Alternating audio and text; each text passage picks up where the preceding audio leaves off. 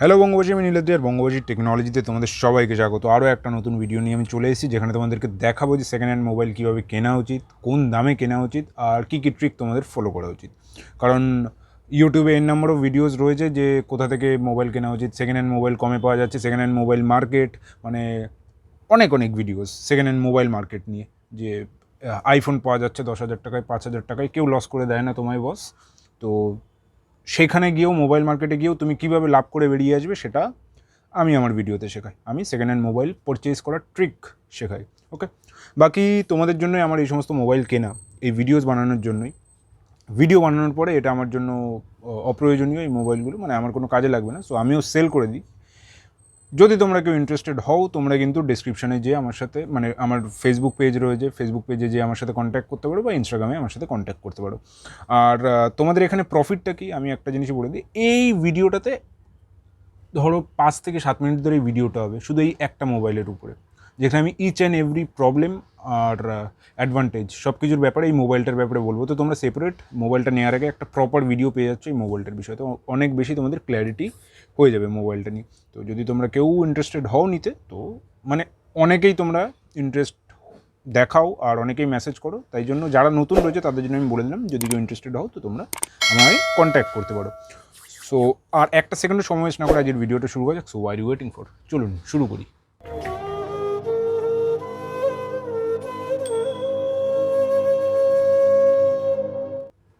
So বন্ধুরা, সবার first আমরা এটাকে সাইডে রাখি আর এটা দিয়ে শুরু করি আজকে।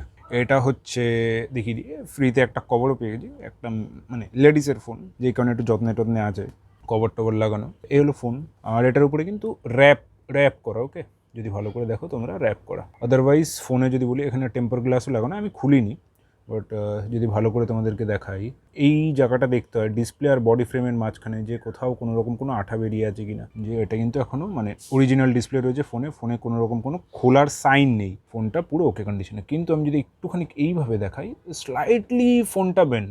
আর এটা নিয়ে কোনোদিনও টেনশন করবে না যে ফোন বেন্ড হয়ে আছে, মানে বেন্ড আছে একটুখানি, এটা কোনো টেনশনের বিষয় না। এটাতে ফোনের পারফরমেন্স নিয়েও কোনো রকম কোনো প্রবলেম হয় না, তোমরা স্লাইটলি নেগোশিয়েট করতে পারো, বাট এটা কোনো প্রবলেম নয়। কেন প্রবলেম নয়? কারণ 90% লোকের ফোন ব্যান্ড থাকে। এখন যেই মোবাইলে তুমি দেখছো ভিডিওটা আমার, সেই মোবাইলটা একটুখানি এরকম সাইড করে দেখো, তোমার ফোনটা একটু না একটু ব্যান্ড রয়েছে 90%, বাকি 10% ফোন ঠিক থাকে। তো আমি এত মোবাইল কিনেছি আর ম্যাক্সিমাম মোবাইল ব্যান্ডই থাকে হালকা। তো এই হলো মোবাইলের ডিটেলস। এটা হলো Samsung Galaxy A30, 4GB RAM, 64GB। তোমরা দেখতে পাচ্ছ, মানে ওভারঅল কন্ডিশন আমি মানে চারি সাইড দিয়ে, এই সাইডগুলো দেখলে বোঝা যায় ফোনটা কতবার পড়েছে। কর্নারগুলো যত ঘষা থাকবে বুঝতে হবে ফোনটা ততবার পড়েছে, বা ড্যাম্প পড়া থাকবে, ডেন্ট থাকবে। সো গাইস, এই জায়গাটা দেখেও কিন্তু তোমরা বুঝতে পারবে যে কীরকম চার্জ হয়েছে না হয়েছে। তো ফোনটা ভালোই চার্জ হয়েছে, মানে একেবারে যে কম দিন হয়েছে এরকম নয়, আউট অফ ওয়ারেন্টি রয়েছে। আর বাকি ফোনের সাথে ফোনের বিলটা আছে, বাট ফোনের বক্সটা নেই। বক্স খুব ইম্পর্টেন্ট ফোনের জন্য, তো যখন বক্স নেই তখন বিল অবশ্যই নেবে ফোনের। যদি বিল না থাকে, বক্স আছে, সেক্ষেত্রে কোনো প্রবলেম নেই, কারণ বক্স ফোনের সব থেকে বড় আইডেন্টিটি। তো যার কাছের থেকে আমি নিয়েছি তার কাছে বিল ছিল প্রপার, আর বক্সটা তার কাছে ছিল না। বক্সটাও আছে, বাট তার রিসেন্ট এই কাছে নেই।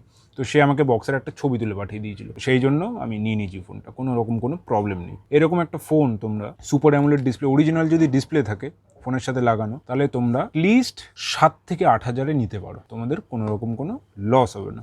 আর যদি ডিসপ্লে চেঞ্জ করা থাকে, সুপার অ্যামোলেড ডিসপ্লের জায়গায় যদি ডুপ্লিকেট কোনো ডিসপ্লে লাগা থাকে, সেখানে তোমরা 4 থেকে 5 হাজারে নেবে, এর থেকে বেশি দেবে না। ওকে, কারণ সুপার অ্যামোলেড আর আইপিএসের মধ্যে অনেক তফাৎ থাকে। তো এই গেল এই মোবাইলটার ডিটেলস। এই মোবাইলটা নিয়ে আর বলার কিছু নেই, যদি কেউ ইন্টারেস্টেড থাকো তো আমায় জানিও। ওনার 8C, এটা 4GB 32GB variant. Okay, and এই যে বক্স আছে যখন, তখন আমি বিলের কথা বলিও নি, যদিও বা যে ওনার ছিল প্রিভিয়াস, তার কাছে বিল টিল সবই রয়েছে, সব কিছু রয়েছে। আর মোবাইলটা যত্নে ইউজ করা। ওকে, এর ভিতর যদি দেখি সব কিছু রয়েছে। এটা হলো বিল, অ্যান্ড এই হলো আমাদের মোবাইল, আর এই হলো আমাদের চার্জার, ডাটা কেবল। এবার আমি ফোনটা সুইচ অন করে দেখাই।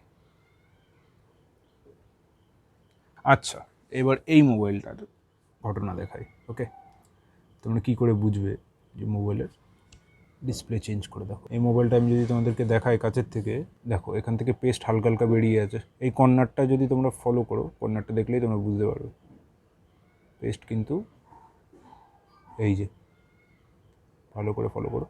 সো দ্যাট মিনস ফোনটার ডিসপ্লে চেঞ্জ করা বা পিডিএ চেঞ্জ করা।